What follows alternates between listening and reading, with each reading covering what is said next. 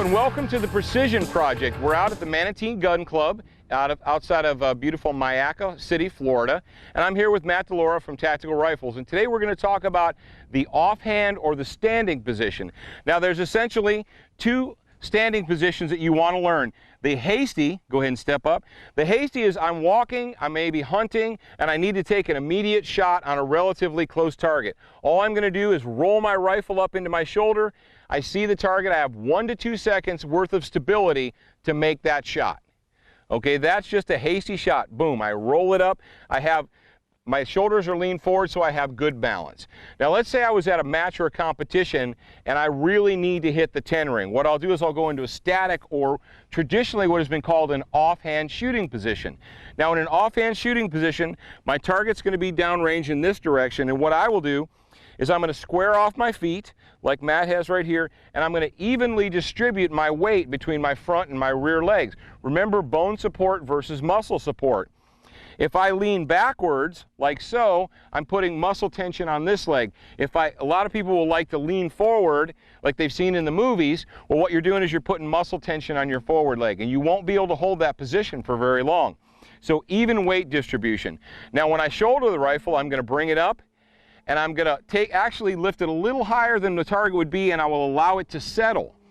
Now my elbows, I'm going to keep my elbows down close to my body. The reason is, if I hold my elbows out, if I hold my arms out, what happens? Eventually my arm muscles get tired, my shoulders get tired, and I end up fighting my own rifle, and I don't want to do that. Now the fact of the matter is the standing offhand position is the least stable, because why? We're as far up off the ground as we can be. Gravity's pulling on us, wind is blowing on us. And so what I'll do, go ahead and come down, Matt. Now Matt sees his target, he's ready to take a shot.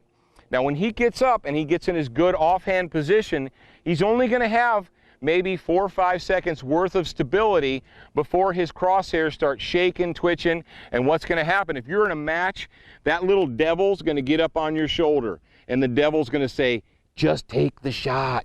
We'll make it up on the next one. Guess what?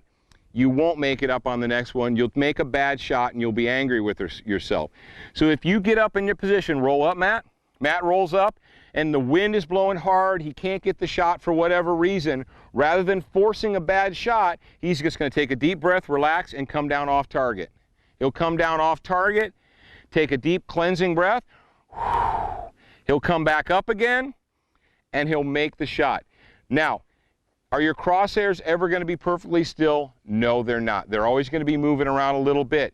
You want to find that sweet spot in the balance to break the shot. Also, if you've got an adjustable scope, you want to crank that dude all the way down to the lowest power.